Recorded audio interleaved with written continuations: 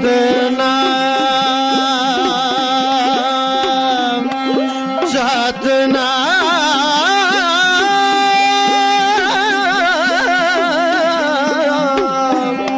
श्री वाहेगुरु जी।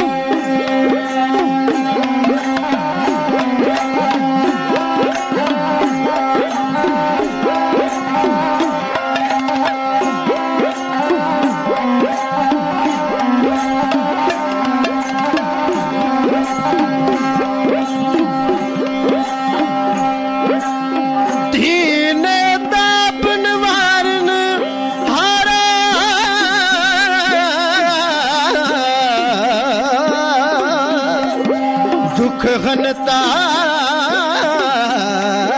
सुख रास ताको बिगुनना को लागे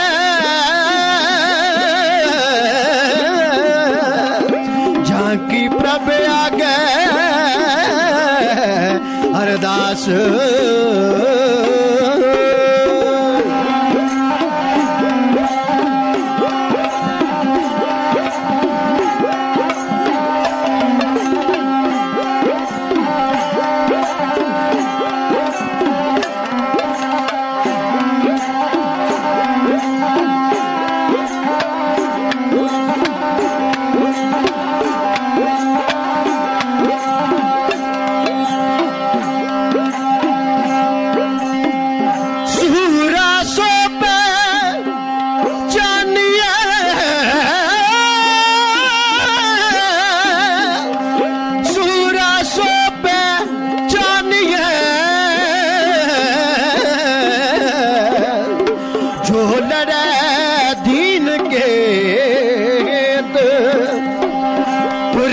पुरजा कट मरे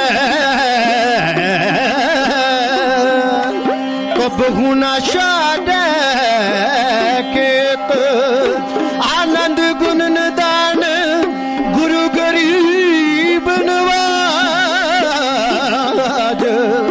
सारी संगत गज के बोलना सतनाम श्री वाहेगुरु जी।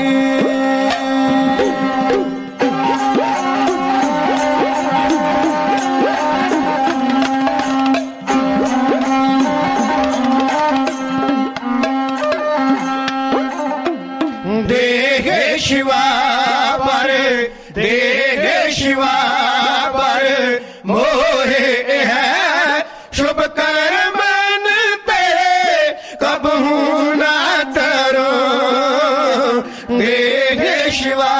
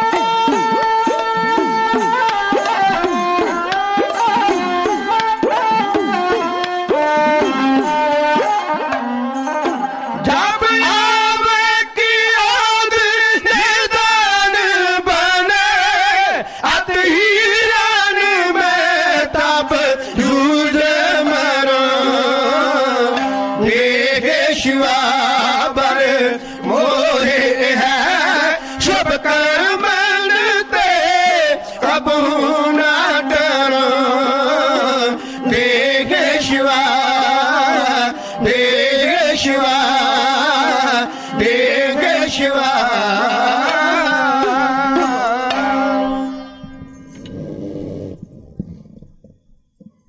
पतित पावन भगत वशल किरपा निधान चवर छत्र तखत दे मालिक सतगुरु साहब श्री गुरु ग्रंथ साहब जी महाराज जियां दे पावन पवित्र चरणां जुड़ बैठे सतसंगी जनों, सेवक जथे की हाजरी दर प्रवान करो। फतेह की असीस बख्शिश करते हुए सरबत संगत प्यार चाओ ते गज के गजाओ जी। वाहिगुरू जी का खालसा, वाहिगुरू जी की फतेह। आप सरबत संगतां दे हुक्म दे नाल दास ने कल दे दीवान तो एक इतिहासक लड़ी नूं तुहाडे चरनां च प्रारंभ करन दा यतन कीता है। सिख राज किवें गया, इसनूं इतिहासकारां ने वक्खो वक्ख नां दे नाल नाल लिखिआ है। किसी ने लिखिआ सिख इतिहास दे खूनी पत्रे, किसी ने सिख राज दीआं छामां ते किसी ने कुछ और किसी ने कुछ। 1,45,000 मरबा मील राज भाग दे आपां मालिक, जिहदे परथाएं किसी विद्वान सज्जन ने लिखिआ, वो कहंदा कोई दूर दी गल नहीं, देश अंदर कदी असीं भी हुंदे सां शान वाले। असीं धुएं दे फकीर नहीं सा शुरू तो, कोई दूर दी गल नहीं, देश अंदर कदी असीं भी हुंदे सां शान वाले। असीं पंजां दरियावां दे बादशाह सां, ताज तख्त वाले, अणख आण वाले। साडे सिरां ते कलगियां सोंदियां सन, सानू निउंदे सन कई कमान वाले। साडे बादशाही कौमी निशान अगे भेटा धरदे सन कई निशान वाले। बिना पुछे इधर ना झाकदे सन, साडे सिरां ते हुक्म चलाण वाले। और कौन जानदा सी रुलदे फिरनगे अपने ताज च हीरे हंडाण वाले। सीतल हाल फकीरां दे नजर आउंदे ताज तख्त निशान किरपान वाले। आहिस्ता आहिस्ता असीं अपना सब कुछ ही गवाया। कई वीर इह गल कहिंदे ने जी निशान ते साडे कोल है। मैं इस निशान साहब की गल नहीं करता जिहड़ा हर गुरधाम दे दरवाजे दे सामने फराटे मारदा है, जुगो जुग अटल है। यह साडा धार्मिक चिन्ह है। मैं उस सियासी निशान की गल कर रहा जिहड़ा कदी लाहौर दे शाही किले दे उत्ते फराटे मारदा सी। वो निशान साडे कोलों चलिया गया। आहिस्ता आहिस्ता असीं अपने ही देश विच बेगाने बन गए। सिक्खी की कदरों कीमत कोई है नहीं, फिर बेगाने आए। किसी ने साडे जपजी साहब दे उत्ते आण के रोक लाई, किसी ने रहरा साहब दे जाप ते रोक लाई, किसी ने अरदास दे उत्ते रोक लाई। फिर यह दसिया गया कि साडे नाल किसी तरह का कोई वितकरा नहीं कीता जांदा। कदी समा सी सचखंड श्री हरमंदर साहब जदों अरदासिया सिंह अरदास करदा सी, पिछों जयकारा छड्डिया जांदा सी। फिर जयकारे ते पाबंदी लगा दी गई। इहदे नाल कौम विच जोश आउंदा है। बाणी दे उत्ते पाबंदी लगा दी गई। इस तो वध रहरास साहिब दा जाप नहीं करना, धारावां बना दित्तियां गईयां। पहला अंग्रेजां ने अपने कानून साडे उत्ते लागू कीते, फिर जिन्हां दी खातर सारी जिंदगी साडे वड वडेरियां ने अपना खून डोलिया और 60-60 हज़ार लड़की जालमां दे पंजियां चों कढ के उन्हां दे घरां च पहुंचाई। उन्हां ने इवज विच साडियां धीआं नूं थाणिਆਂ विच बेपत कीता और दिल्ली दे बाजारां च उन्हां नूं नगन घुमाया गया। यह साडी प्राप्ति है। मैं समझदा है इहदे कोई कारण होणगे। जदों कोई भी कौम ऐशप्रस्त हो जाती है, वो गुलाम हो जाती है। जदों असीं अपने तक सीमित रह गए, फिर बेगानियां ने आण के साडे ते राज कीता। सत संगत फिर आहिस्ता आहिस्ता असीं गुलाम होए। जदों साडे विच मैं वड़ गई, जदों मैं ही प्रधान बन गया, मैं ही चौधरी बन गया, फिर साडा सब कुछ ही गवाचन लग पिया।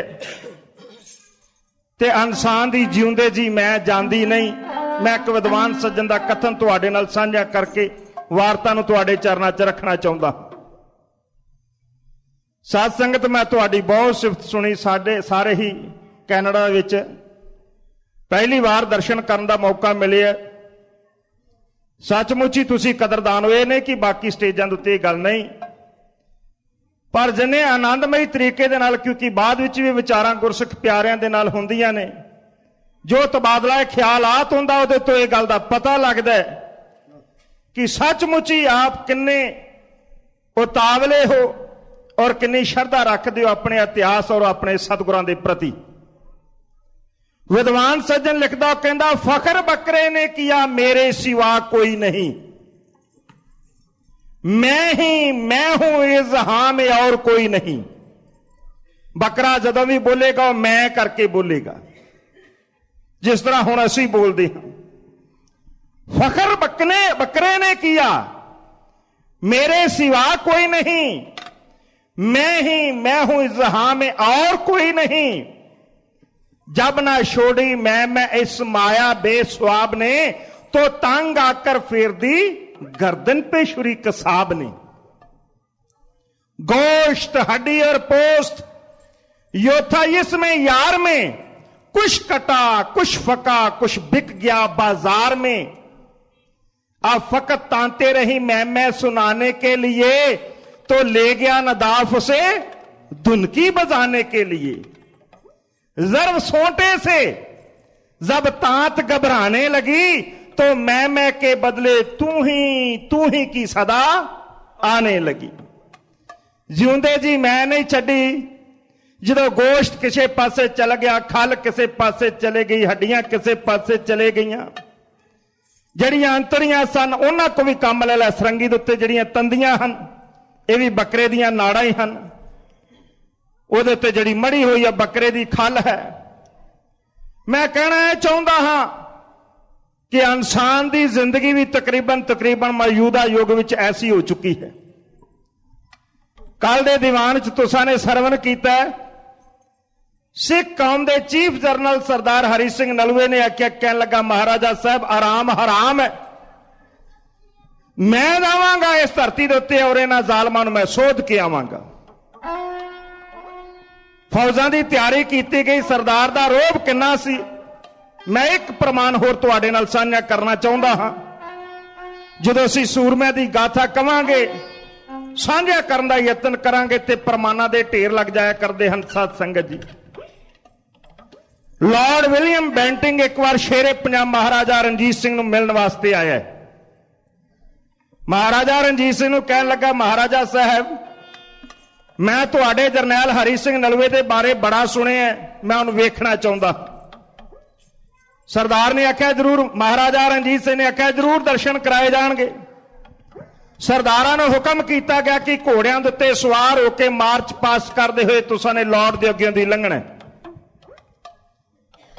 ਲੰਘਿਆ ਸਭ ਤੋਂ ਪਹਿਲਾਂ ਸਰਦਾਰ ਦੇਸਾ ਸਿੰਘ ਮਜੀਠੀਆ ਸਰਦਾਰ, ਤੇ ਲਾਰਡ ਆਪਣੀ ਚੇਅਰ ਦੇ ਉੱਤੇ ਉੱਠ ਕੇ ਕਹਿਣ ਲੱਗਾ, ਸਿੰਘ ਸਾਹਿਬ ਬਾਬਾ ਰਾਮ ਸਿੰਘ ਜੀ ਉਹ ਦੀਵਾਨ ਵਿੱਚ ਹਾਜ਼ਰ ਹੋ ਰਹੇ ਨੇ।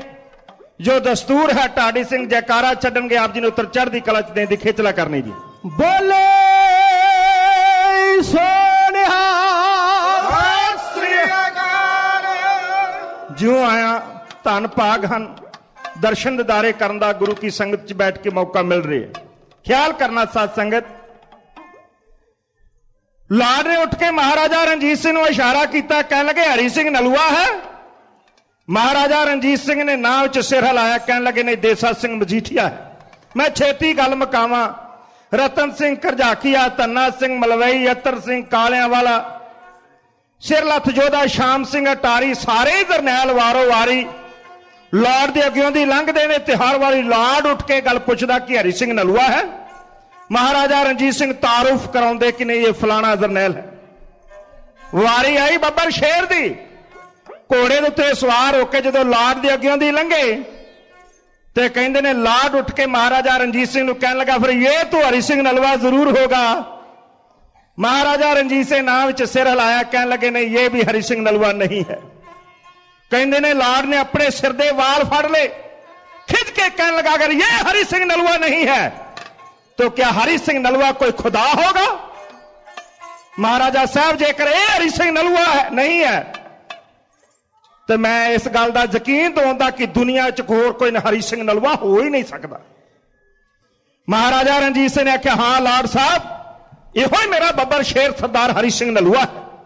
ਲਾਰਡ ਅਗਲਵਾਂਡੀ ਗਿਆ, ਸਰਦਾਰ ਨੂੰ ਘੋੜੇ ਤੋਂ ਉਤਾਰੇ, ਉਹਦੇ ਡੌਲਿਆਂ ਦੀ ਪਰਖ ਕੀਤੀ ਤੇ ਮਹਾਰਾਜਾ ਰਣਜੀਤ ਸਿੰਘ ਨੂੰ ਕਹਿਣ ਲੱਗਾ, ਜੇ ਕਿਤੇ ਹਰੀ ਸਿੰਘ ਨਲੂਆ ਮੈਨੂੰ ਦੇ ਦਿਓ, ਮੈਂ ਤੁਹਾਨੂੰ ਚੀਨ ਫਤਿਹ ਕਰਕੇ ਦੱਸਾਂ।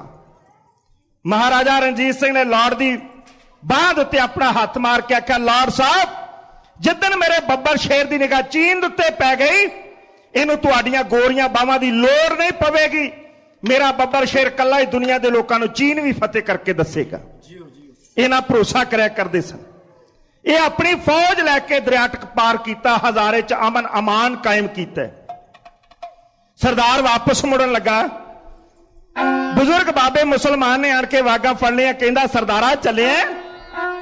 ਸਰਦਾਰ ਨੇ ਆਖਿਆ, ਹਾਂ ਬਾਬਾ ਜੀ, ਹੁਣ ਇੱਥੇ ਅਮਨ ਕਾਇਮ ਹੋ ਗਏ, ਮੈਂ ਜਾ ਰਿਹਾ ਹਾਂ। ਬਾਬੇ ਨੇ ਆਖਿਆ, ਸਰਦਾਰਾ ਠੀਕ ਹੈ, ਤੂੰ ਚਲੇ ਜਾਣਾ ਹੈ, ਪਰ ਤੇਰੇ ਜਾਣ ਤੋਂ ਬਾਅਦ ਜੋ ਸਾਡਾ ਹਸ਼ਰ ਹੋਣਾ ਹੈ ਦੁਨੀਆ ਦੇ ਲੋਕ ਵੇਖਣਗੇ। ਸਰਦਾਰ ਨੇ ਆਖਿਆ, ਉਹ ਕਿਉਂ? ਤੇ ਬਾਬੇ ਨੇ ਆਖਿਆ, ਪਸ਼ਾਵਰ ਦਾ ਗਵਰਨਰ ਹਾਜੀ ਖਾਂ ਕਾਕੜ ਬੜਾ ਅਤਿਆਚਾਰੀ ਔਰ ਬੜਾ ਦੁਰਾਚਾਰੀ ਹੈ, ਸਰਦਾਰਾ ਉਹਨੇ ਜਿਉਣਾ ਹਰਾਮ ਕੀਤਾ ਹੈ, ਉਹ ਰੱਬ ਦਾ ਵਾਸਤਾ ਦਾ ਕੁਝ ਕਰਕੇ ਜਾ।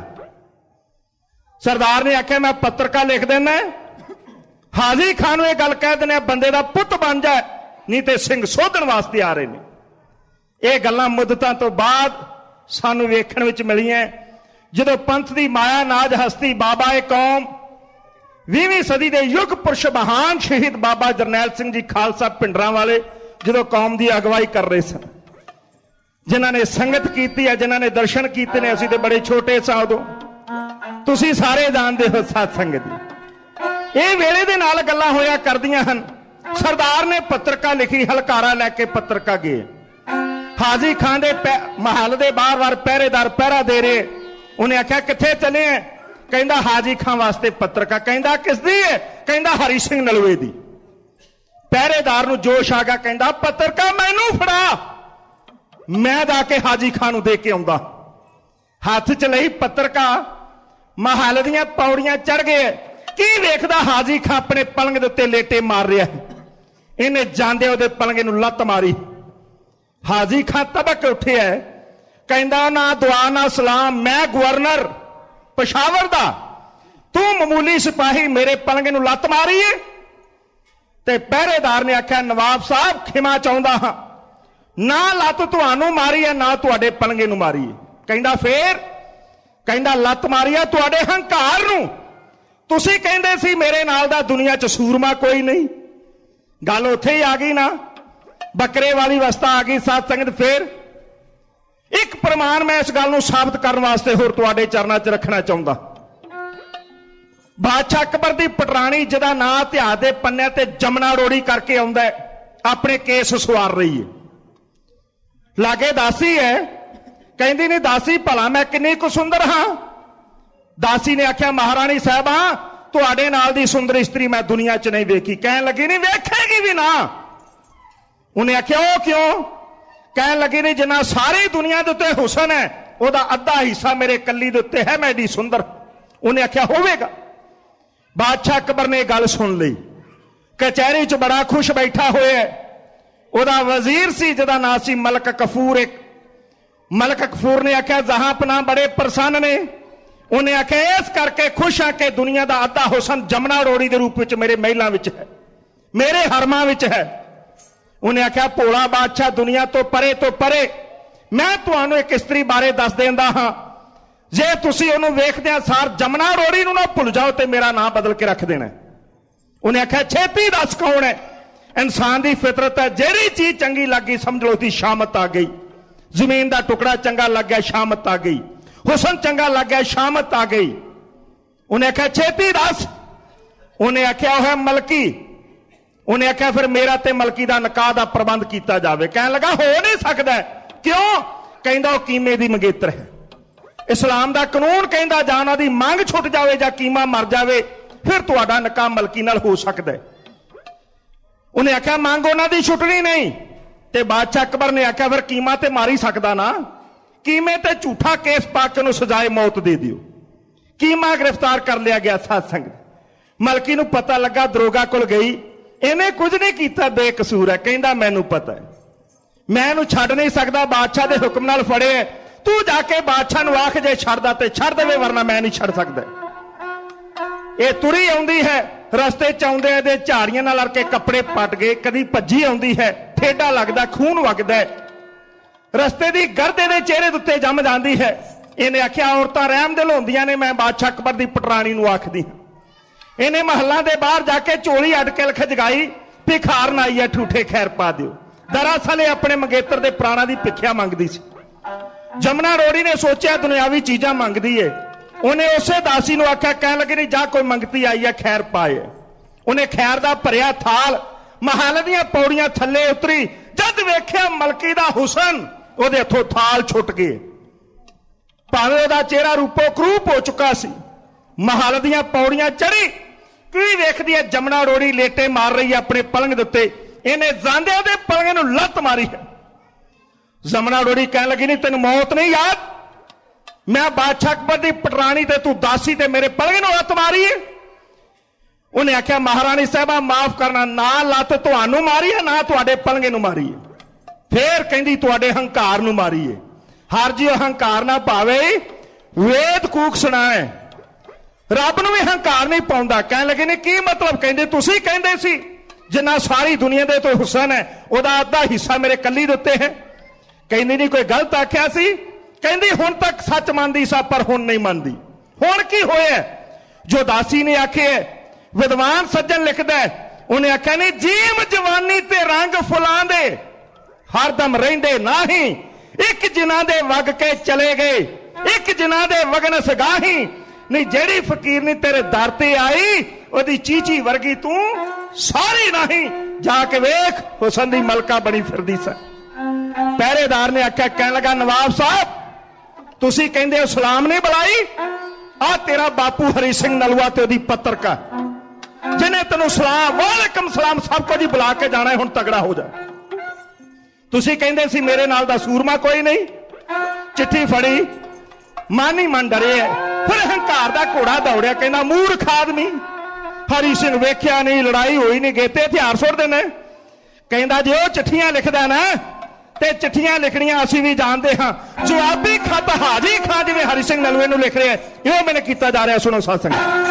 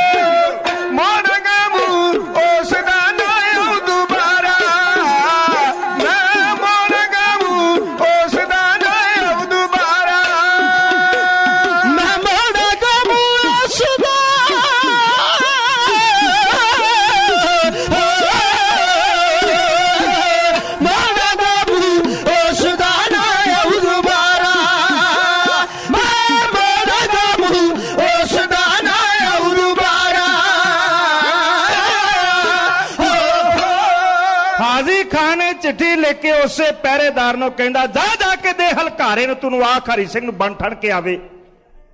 ਉਹਨੇ ਚਿੱਠੀ ਫੜ ਕੇ ਮੱਥੇ ਨਾਲ ਮਾਰ ਕੇ ਕਹਿੰਦਾ ਕਿਸਮ ਤੇ ਮੈਂ ਲੱਤ ਐਵੇਂ ਨਹੀਂ ਸੀ ਮਾਰੀ, ਰਮਜ਼ਾਂ ਹੋਇਆ ਕਰਦੀਆਂ ਨੇ। ਮੈਂ ਇੱਕ ਪ੍ਰਮਾਣ ਦੇ ਕੇ, ਕਿਉਂਕਿ ਸਮਾਂ ਸਮਾਪਤੀ ਵੱਲ ਜਾ ਰਿਹਾ, ਮੈਂ ਖਿਮਾ ਦਾ ਜਾਚਕ ਹੋਵਾਂ। ਜਦੋਂ ਮਹਾਭਾਰਤ ਦਾ ਯੁੱਧ ਹੋਇਆ ਨਾ ਤੇ ਅਰਜੁਨ ਨੇ ਤੀਰ ਮਾਰ ਮਾਰ ਕੇ ਪਿਤਾਮਾ ਭੀਸ਼ਮ ਨੂੰ ਧਰਤੀ ਦੇ ਉੱਤੇ ਸੁੱਟ ਦਿੱਤਾ। ਉਹਨੇ ਇੱਛਾ ਮ੍ਰਿਤੂ ਦਾ ਕਵਚ ਪਾਇਆ ਸੀ, ਜਿਹਦਾ ਕਹਿਣ ਤੋਂ ਭਾਵ ਸੀ ਕਿ ਜਦੋਂ ਜੀ ਕਰੇ ਉਦੋਂ ਮਰ ਜੇ। ਅਫਸੋਸ ਅੱਜ ਇਸ ਗੱਲ ਦੀ ਹੈ, ਜਿਸ ਤਰ੍ਹਾਂ ਬਾਬਾ ਜੀ ਕੱਲ ਬਿਆਨ ਕਰ ਰਹੇ ਸਨ, ਕੋਈ ਆਪਣੇ ਇਸ਼ਟ ਦੇ ਉੱਤੇ ਨੁਕਤਾਚੀਨੀ ਕਰਦਾ ਜਿੰਨੀ ਅਸੀਂ ਆਪਣੇ ਇਸ਼ਟ ਦੇ ਉੱਤੇ ਨੁਕਤਾਚੀਨੀ ਕਰਨੀ।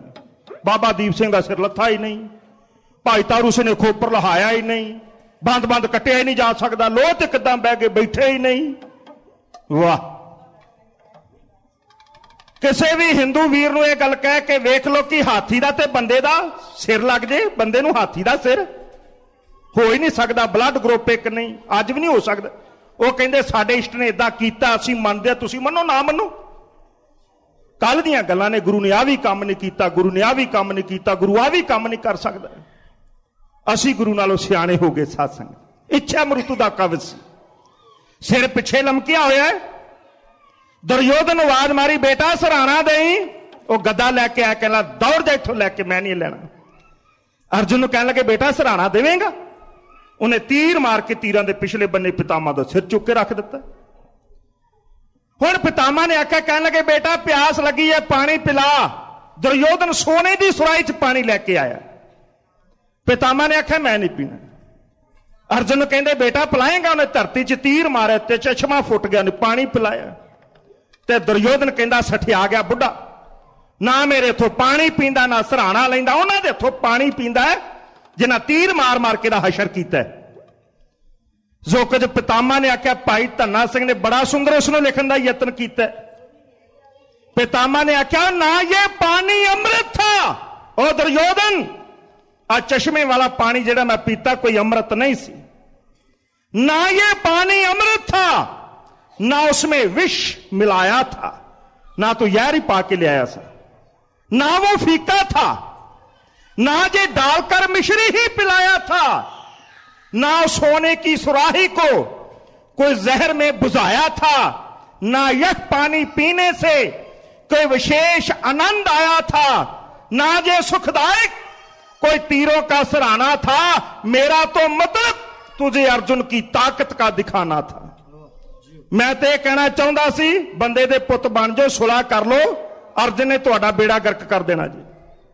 हर जो इन्हां गल्लां तो ते सुलह कर लो, जे नहीं टालदे ते फिर तुहाडी किस्मत।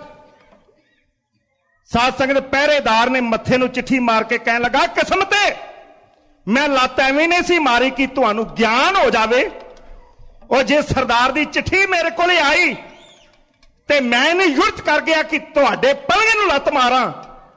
हुण अंदाजा लगाओ जे बब्बर शेर आप किते घोड़े दे उत्ते चढ़ के आ गया, खान साहब तुहाडा हशर की करेगा तो तुसीं अंदाजा भी नहीं लगा सकते।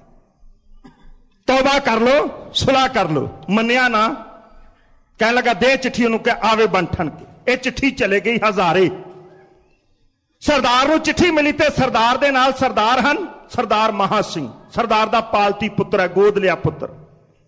सरदार निधान सिंह पंज हत्था, एक युद्ध विच इहने पंजां सरदारां कोल तेगां खोईआं सन, नाले दा लड़दे लड़दे कत शहीद हो गया सी।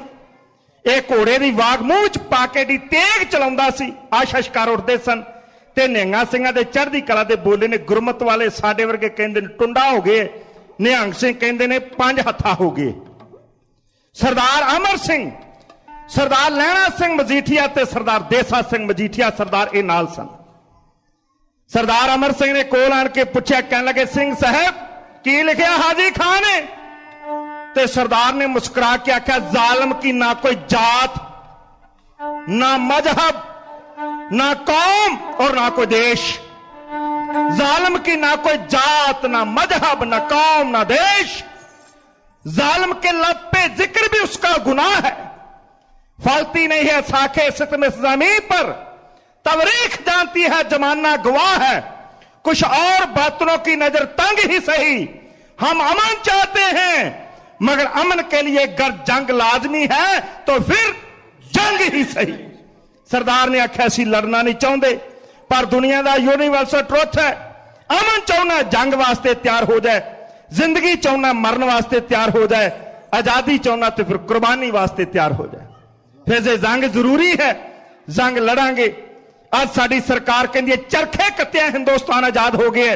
जे चरखिया ना आजाद होया सी ते बार्डर दे उत्ते मिसाइलां ते टैंक फिट करन दी लोड़ नहीं, वो चरखे फिट करो, शायद गवांढी मुल्क तुहाडे कोलों डर जावे। साध संगत मानसिकता निगर चुकी है, समा समाप्त है।